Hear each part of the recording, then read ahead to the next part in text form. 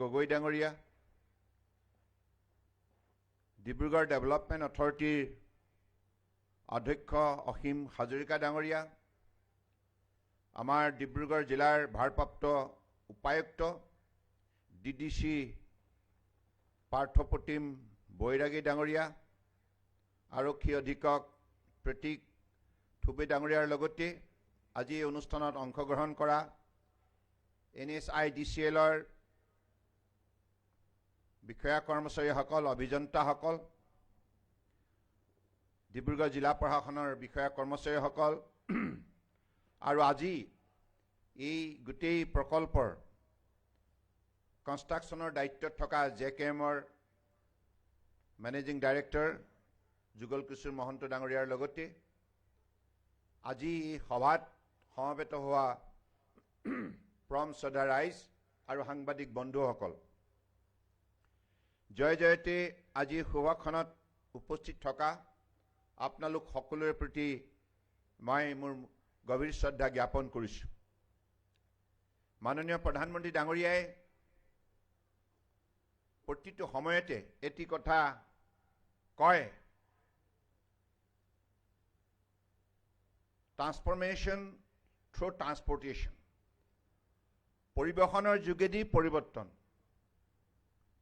গতিকে গোটেই পৰিবহণ ব্যৱস্থাটোক অত্যন্ত বাস্তৱায়িত কৰাৰ উদ্দেশ্যে, ইয়াক কৰ্ম উদ্যোগী কৰি তোলাৰ উদ্দেশ্যে আজি অসম তথা উত্তৰ পূৰ্বাঞ্চলৰ ক্ষীপ্ৰ উন্নয়নৰ বাবে মাননীয় প্ৰধানমন্ত্ৰী নৰেন্দ্ৰ মোদী ডাঙৰীয়াই 2014 চনত প্ৰধানমন্ত্ৰী হিচাপে দায়িত্বভাৰ লৈ এই আঠখন ৰাজ্যৰ ক্ষীপ্ৰ উন্নয়নৰ বাবে বিভিন্ন ক্ষেত্ৰত বলিষ্ঠ পদক্ষেপ গ্ৰহণ কৰিলে।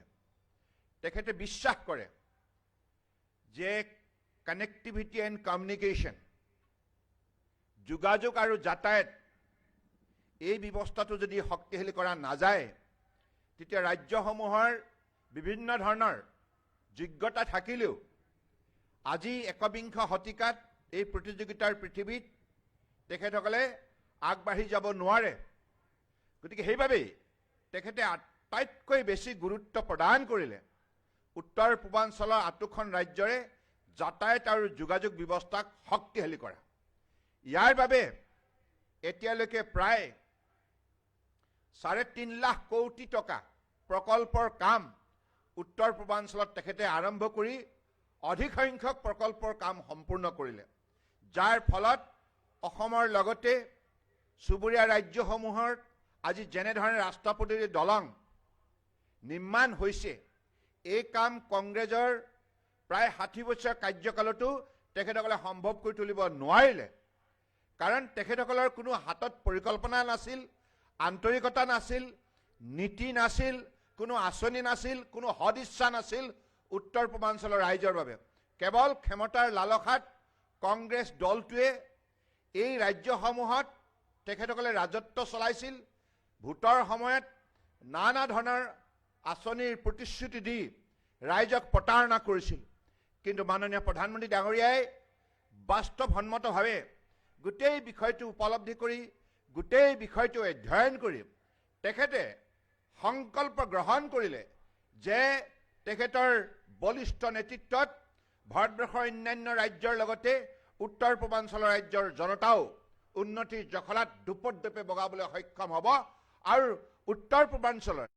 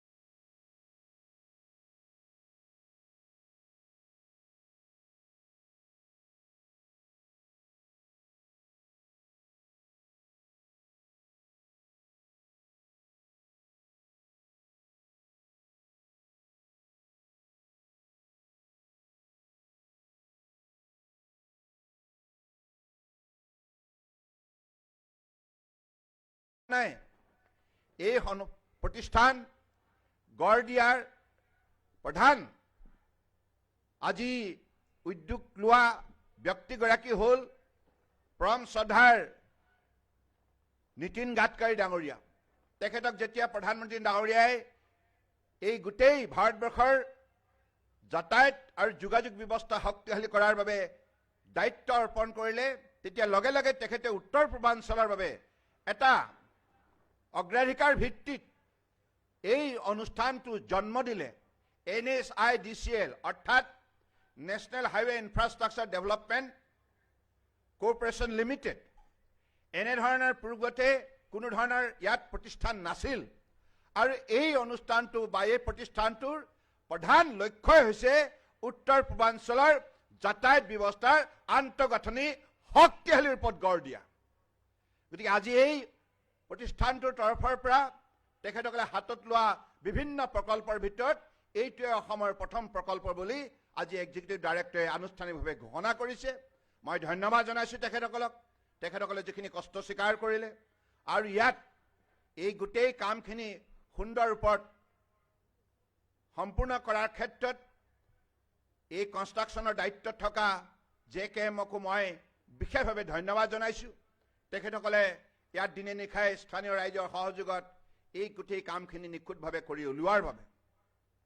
এতিয়া মই লগতে এটি কথাও ক'ম যে আমাৰ অতদিনে যিটো ৰাস্তা আমি ব্যৱহাৰ কৰি আহিছিলোঁ, এই আৰৱীখন নোহোৱালৈকে আপোনালোকৰ মনত আছে চাগে, সেই ৰাস্তাটো কি নাম ঋতুপন? বকুল হাইস্কুলৰ ফ্ৰণ্টেদি ময়ো অহা যোৱা কৰোঁ। এই ৰাস্তাটো এতিয়া অৱস্থা বেয়া হৈছে। मैं हे कारण एग्जीक्यूटिव डायरेक्टर संजय सिंह आपको कल मैंने बताया, वो जो सड़क हम लोगों ने इस्तेमाल किया था, उस सड़क का हालत अभी कुछ खराब है, उसको आप ठीक कीजिए।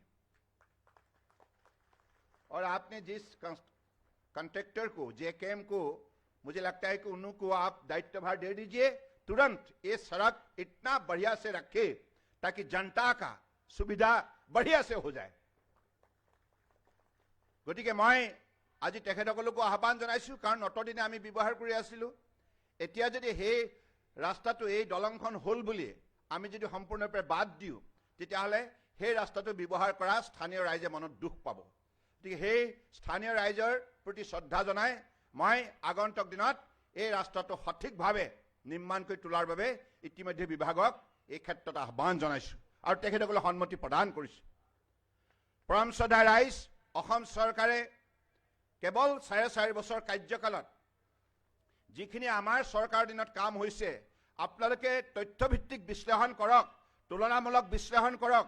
কংগ্ৰেছৰ 15 বছৰ ধৰি ধৰিছে, যদিবা তেখেতসকলে 55 বছৰ ৰাজত্ব চলাইছে, কিন্তু 15 বছৰ ধাৰাবাহিকভাৱে তেখেতসকলে যেতিয়া ইয়াত চৰকাৰ চলালে 2016লৈকে, সেই সময়ছোৱাৰ ভিতৰত তেখেতসকলে কৰা কামৰ নমুনা আৰু আমাৰ কেৱল 4.5 বছৰ ভিতৰত কাম কৰাৰ নমুনাৰ তুলনামূলক বিশ্লেষণ পৰম শ্ৰদ্ধা ৰাইজ আপোনালোকে কৰক। আমাৰ চৰকাৰৰ দিনত আমাৰ চৰকাৰৰ লোক নিৰ্মাণ বিভাগে ইতিমধ্যে প্ৰাইম মিনিষ্টাৰ গ্ৰাম সড়ক যোজনাৰ 15,000 কিলোমিটাৰ ৰাস্তাৰ কাম ইতিমধ্যে সম্পূৰ্ণ কৰাৰ পথত। 15,000 সৰ্বকালৰ এইটো এটা অভিলেখ। গতিকে এই কথাবিলাক আমাৰ চৰকাৰৰ দিনত এইবাবেই হৈছে যে আমাৰ চৰকাৰৰ দায়িত্বত থকা মন্ত্ৰী ডক্টৰ হিমন্ত বিশ্ব শৰ্মা, লগতে যিমানবিলাক ইয়াত কাৰ্যনিৰ্বাহ কৰা অভিযন্তাই হওক বা অন্যান্য কৰ্মচাৰী হওক, লোক নিৰ্মাণ বিভাগৰ লগতে ঠিকাদাৰ সকলো নিষ্ঠাৰে কাম কৰাৰ বাবে আৰু জনসাধাৰণে সহযোগিতা আগবঢ়োৱাৰ বাবে এইবিলাক সম্ভৱ হৈ উঠিছে। আমাৰ কাৰ্যকালতে বীৰ লাচিত বীৰ চিলাৰায় নামেৰে যি আমি কাঠৰ দলং 1000খন পকীকৰণ কৰাৰ সিদ্ধান্ত লৈছিলোঁ, এই কামো ইতিমধ্যে সম্পূৰ্ণ হোৱাৰ পথত। আৰু ইয়াৰ উপৰিও ৰামেশ্বৰ তেলী ডাঙৰীয়াই কোৱাৰ দৰে 850খন চাহ বাগিচাত প্ৰথমবাৰৰ বাবে স্বাধীনতা যোৱা 76 ভিতৰত প্ৰথমবাৰৰ বাবে বিজেপি চৰকাৰে লাইনে লাইনে পকী ৰাস্তা নিৰ্মাণ কৰাৰ কাম শুভাৰম্ভ কৰিলে। গতিকে চৰকাৰৰ যেতিয়া সদ ইচ্ছা থাকে, সততা থাকে, নিষ্ঠা থাকে, জনসাধাৰণৰ প্ৰতি শ্ৰদ্ধাশীল হয়, সেই চৰকাৰেহে কাম কৰিব পাৰে আৰু সেই কাম আমি 4.5 বছৰৰ ভিতৰত কৰি দেখুৱাইছোঁ। পৰম শ্ৰদ্ধা ৰাইজ, মাননীয় প্ৰধানমন্ত্ৰী ডাঙৰীয়াই ব্ৰহ্মপুত্ৰৰ বুকুত আৰু 5খন দলং নিৰ্মাণ কৰাৰ আমাক সুবিধা প্ৰদান কৰিছে। 5খন দলং। ইয়াৰ পূৰ্বতে স্বাধীনতা যোৱা ৭৬ বছৰৰ ভিতৰত ব্ৰহ্মপুত্ৰৰ বুকুত যিমান দলং হৈছিল, প্ৰতিখন দলং পাবৰ বাবে অসমৰ ৰাইজে আন্দোলন কৰিব লগা হৈছিল, মূৰৰ ঘাম মাটিত পেলাব লগা হৈছিল, বহু কষ্ট স্বীকাৰ কৰিব লগা হৈছিল। কিন্তু আজি অসমৰ ৰাইজে আন্দোলন নকৰাকে বহু অনুষ্ঠান প্ৰতিষ্ঠান আন্তঃগাঁথনি অৱস্থাৰ ক্ষেত্ৰত নানা ধৰণৰ কেন্দ্ৰীয় চৰকাৰৰ পৰা সা সুবিধা বুটলিবলৈ সক্ষম হৈছে। এইটো সম্ভৱ হৈছে মাননীয় প্ৰধানমন্ত্ৰী নৰেন্দ্ৰ মোদী ডাঙৰীয়াৰ অসমৰ ৰাইজৰ প্ৰতি থকা আন্তৰিকতা, শ্ৰদ্ধা আৰু ভক্তি। গতিকে সেইবাবেই আজি ব্ৰহ্মপুত্ৰৰ ওপৰত নতুনকৈ 5খন দলং অনুমোদন জনাইছে। ধুবুৰী, কলিয়াবৰ, মাজুলী, গুৱাহাটী এনেধৰণে বিভিন্ন ঠাইত 5খন নতুন দলং নিৰ্মাণ কৰাৰ সুবিধা প্ৰদান কৰিছে। ইয়াৰ উপৰিও আপোনালোকে দেখিছে যে অসমৰ বুকুত মাননীয় প্ৰধানমন্ত্ৰী ডাঙৰীয়াৰ সহযোগত আজি এইমছ সম্পূৰ্ণ হোৱাৰ পথত, all India institute of medical science সৰ্বভাৰতীয় পৰ্যায়ৰ প্ৰতিষ্ঠান আজি গুৱাহাটীৰ চাংচাৰীত সম্পূৰ্ণ হোৱাৰ পথত। ইতিমধ্যে আমাৰ ব্ৰহ্মপুত্ৰ উত্তৰ পাৰে ধেমাজি জিলাৰ গোগামুখত ইণ্ডিয়ান এগ্ৰিকালচাৰ ৰিচাৰ্চ ইনষ্টিটিউট সৰ্বভাৰতীয় পৰ্যায়ৰ প্ৰতিষ্ঠান ইতিমধ্যে কাম শুভাৰম্ভ হ'ল আৰু পাঠ্যক্ৰম ইতিমধ্যে আৰম্ভ হ'ল।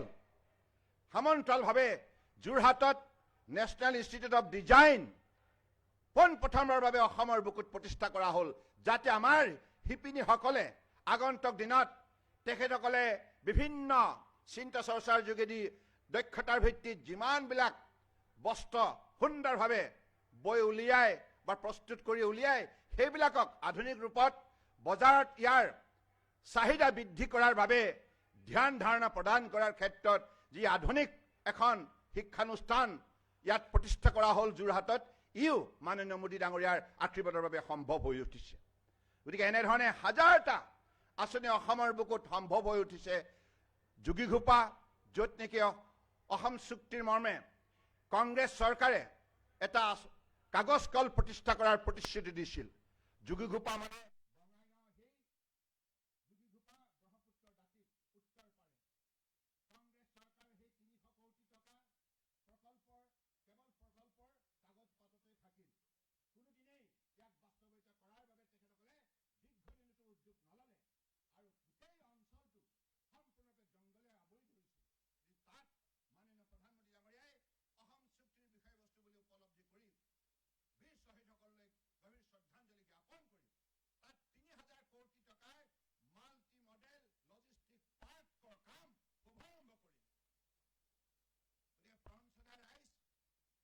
জনতা পাৰ্টিয়ে যদিও মই 4.5 বছৰ বুলি কৈছো, 4.5 বছৰ আমাৰ কাৰ্যকাল হোৱা নাই। 7 মাহ ইতিমধ্যে কোভিডৰ সময়ত আমি বহু কাম কাজৰ পৰা বিৰত থাকিব লগা হ'ল কোভিড-19ৰ বিৰুদ্ধে যুঁজ দিওঁতে। গতিকে সেইবাবে কম সময়ৰ ভিতৰতো আজি আমাৰ চৰকাৰখনে, আমাৰ চৰকাৰৰ প্ৰতিগৰাকী মন্ত্ৰী, প্ৰতিগৰাকী বিধায়ক, প্ৰতিগৰাকী সাংসদ আৰু স্থানীয় ৰাইজৰ সমগ্ৰ বৰাক ব্ৰহ্মপুত্ৰ পাহাৰ ভৈয়ামৰ ৰাইজৰ সহযোগত আজি যিমানবিলাক নিষ্ঠাৰে কাম কৰিছে, ইয়াৰ ফলশ্ৰুতিত আজি অসমৰ প্ৰতিটো পৰিয়ালে এইখন চৰকাৰৰ পৰা বিভিন্ন ধৰণে লাভান্বিত হৈছে। আটাইতকৈ ডাঙৰ কথা, আমাৰ কাৰ্যকালত অসমৰ প্ৰতিটো সৰু বৰ জাতি জনগোষ্ঠীয়ে মৰ্যাদা সহকাৰে নিজৰ শতম পুৰুষীয়া কৃষ্টি সংস্কৃতিক সুন্দৰ ৰূপত সংৰক্ষণ কৰাৰ সুবিধা লাভ কৰিবলৈ সক্ষম হৈছে। গতিকে এই চৰকাৰৰ আন্তৰিকতা থাকিলে সকলো সম্ভৱ। আমাৰ চৰকাৰৰ কাৰ্যকালত আমি সকলোৰে মাজত সমন্বয় ধাৰা শক্তিশালী ৰূপত বোৱাবলৈ সক্ষম হৈছো। তাৰ বাবে বৰাক ব্ৰহ্মপুত্ৰ পাহাৰ ভৈয়ামৰ বিভিন্ন জাতি জনগোষ্ঠীৰ মাজত আজি সমন্বয় ধাৰা শক্তিশালী হোৱাৰ বাবে আমাৰ কাৰ্যকালত কোনোদিনেই কোনো ধৰণৰ ধৰ্মৰ নামত, ভাষাৰ নামত, গোষ্ঠীৰ নামত সংঘাত হোৱা নাই। সকলোৱে শান্তিক আঁকোৱালি লৈছে, সমন্বয়ৰ দ্বাৰা শক্তিশালী হোৱাৰ সংকল্প লৈছে। গতিকে চৰকাৰ এখনৰ যেতিয়া সদিচ্ছা থাকে, আন্তৰিকতা থাকে, জনসাধাৰণৰ প্ৰতি শ্ৰদ্ধা ভক্তি থাকে, শান্তি স্বাভাৱিকতে সম্ভৱ হৈ উঠে। গতিকে আজি এইখন চৰকাৰৰ কাৰ্যকালত চাহ শ্ৰমিক ৰাইজেই হওক, আমাৰ গাঁৱৰ খেতিয়ক ৰাইজেই হওক, চৰ চাপৰি অঞ্চলৰ ৰাইজেই হওক, পাহাৰৰ অঞ্চলৰ ৰাজ্যে হওক, চহৰৰ হওক, বৰাক হওক, ব্ৰহ্মপুত্ৰৰ হওক, ব্ৰহ্মপুত্ৰৰ উত্তৰ পাৰে হওক, দক্ষিণ পাৰে হওক, প্ৰতিখন গাঁও, প্ৰতিখন চাহ বাগিচা, প্ৰতিটো চৰ চাপৰি, প্ৰতিখন চহৰৰ প্ৰতিটো পৰিয়ালে এইখন চৰকাৰৰ পৰা বিভিন্ন ধৰণে বিভিন্ন আঁচনিৰ দ্বাৰা আজি লাভান্বিত হৈছে, প্ৰাপ্য অধিকাৰ মৰ্যাদা সহকাৰে ভোগ কৰিবলৈ সক্ষম হৈছে।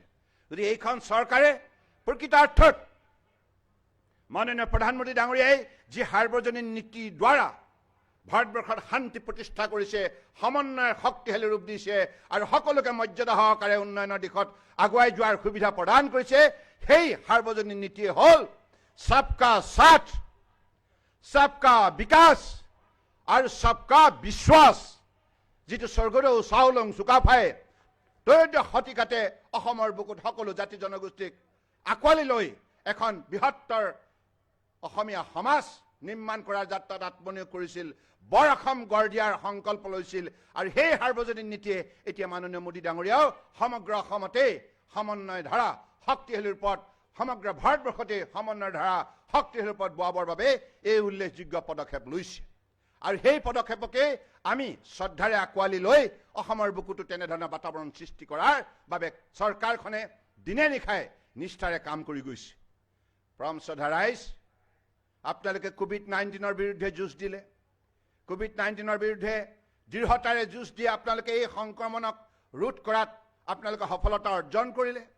আমাৰ স্বাস্থ্য বিভাগৰ প্ৰতিগৰাকী মন্ত্ৰী ডক্টৰ শৰ্মা, ৰাজ্যিক মন্ত্ৰী পীযুষ হাজৰিকা আৰু যিমান সংখ্যক ডাক্তৰ, নাৰ্ছ, আশা কৰ্মী, এম্বুলেন্সৰ চালক আৰু লেবৰেটৰী টেকনিচিয়ান, স্বাস্থ্য বিভাগৰ সৈতে জড়িত সকলোৱে সন্মুখৰ পৰা জনসাধাৰণক এই কৰোনা ভাইৰাছৰ সংকট কালত যি এনেধৰণে আন্তৰিকতাৰে সেৱা আগবঢ়াইছে তাৰ বাবে মই তেখেতসকললৈ ধন্যবাদ জনাইছোঁ। ইয়াৰ উপৰিও কৰোনা ভাইৰাছৰ সময়ত আমাৰ আৰক্ষী বাহিনীৰ বিষয়া কৰ্মচাৰীসকলে 24 ঘণ্টাই ৰাইজৰ সেই সময়ত সম্পূৰ্ণৰূপে সহযোগিতা আগবঢ়াই পৰিবহণ বিভাগৰ চালকসকলেও এঠাইৰ পৰা আন ঠাইলৈ অত্যাৱশ্যকীয় সামগ্ৰী কঢ়িয়াই জনসাধাৰণক যেনেধৰণে সহযোগিতা আগবঢ়ালে, এই কথাবিলাক আপোনালোক সকলোৱে প্ৰত্যক্ষ কৰিছে। আৰু কৃষি বিভাগে হওক, জনস্বাস্থ্য কাৰিকৰী বিভাগে হওক বা শক্তি বিভাগৰ তৰফৰ পৰাই হওক বা ফায়াৰ ব্ৰিগেডেই হওক, প্ৰতিটো বিভাগে ঐক্যবদ্ধভাৱে জিলা প্ৰশাসনৰ DCSP সকলোৱে মিলি প্ৰতিটো বিভাগৰ মুৰব্বীৰ সৈতে এই কামত জনসাধাৰণক যি ধৰণে নিষ্ঠাৰে সেৱা আগবঢ়ালে চৰকাৰৰ হৈ, তাৰ বাবে আজি অসমে কোভিড-19ৰ বিৰুদ্ধে যুঁজ দিয়াৰ ক্ষেত্ৰত যি এটা দৃষ্টান্তমূলক সফলতাৰ উদাহৰণ দাঙি ধৰিলে, তাৰ বাবে ভাৰতবৰ্ষৰ বুকুত এটা উল্লেখযোগ্য স্থান অসমে দখল কৰিবলৈ সক্ষম হ'ল। ইয়াৰ বাবে কৃতজ্ঞতাৰ পাত্ৰ পৰম শ্ৰদ্ধা ৰাইজ আপোনালোক। গতিকে আগন্তুক দিনতো এই কোভিড-19ৰ বিৰুদ্ধে আমি শৃংখলাবদ্ধভাৱে যুঁজ দিব লাগিব। সেইবাবে মাস্ক পিন্ধা কথাটো আপোনালোকে পাহৰি নাযাব, পৰিষ্কাৰ কৰি থকা কথাটো পাহৰি নাযাব। মাননীয় প্ৰধানমন্ত্ৰী ডাঙৰীয়াই বাৰম্বাৰ আমাক সোঁৱৰাই দিছে, এতিয়াও কৰোনা ভাইৰাছৰ সেই সংকটপূৰ্ণ পৰিস্থিতিৰ পৰা আমি পৰিত্ৰাণ পোৱা নাই, যুঁজ দি যাব লাগিব। সমান্তৰালভাৱে আমাৰ অন্যান্য কাম কাজবিলাকো জীৱনৰ বাটত আগুৱাই নিব লাগিব। গতিকে পৰম শ্ৰদ্ধা ৰাইজ, আজি এই শুভক্ষণত মই আৰু বেছি দীঘলীয়া বক্তব্য ৰাখিব বিচৰা নাই। আপোনালোকে আজি এই শুভ উদ্বোধনী অনুষ্ঠানত উপস্থিত থাকি অসম চৰকাৰৰ প্ৰতি যিখিনি আন্তৰিকতা দেখুৱালে, ভাৰত চৰকাৰৰ প্ৰতি যিখিনি আন্তৰিকতা দেখুৱালে, তাৰ বাবে আপোনালোকৰ ওচৰত কৃতজ্ঞ। আৰু আগন্তুক দিনত এনেধৰণে চৰকাৰৰ প্ৰতিখন উন্নয়নমূলক আঁচনিত আপোনালোকে সহযোগিতা আগবঢ়াই যাব বুলি আশা ৰাখি, আৰু ইয়াৰ স্থানীয় বিধায়ক ঋতুপৰ্ণ বৰুৱা ডাঙৰীয়াই এই অনুষ্ঠানটোৰ আয়োজন কৰাৰ ক্ষেত্ৰত স্থানীয় আমাৰ পঞ্চায়তৰ প্ৰতিনিধি আৰু বিভিন্ন পৰ্যায়ে পৰম শ্ৰদ্ধা ৰাইজৰ সহযোগিতাত যিখিনি ইয়াত অৰিহণা আগবঢ়ালে তাৰ বাবে তেখেতকো ধন্যবাদ জনাইছোঁ। और मैं फिर से हमारे परम आदरणीय प्रधानमंत्री जी को आज इस बाईपास के लिए विशेष रूप से असम की जनता की तरफ से आभार व्यक्त करना चाहता हूं। साथ साथ में विभाग के परम आदरणीय मंत्री नितिन गडकरी जी को भी मैं हृदय से आभार व्यक्त करना चाहता हूं।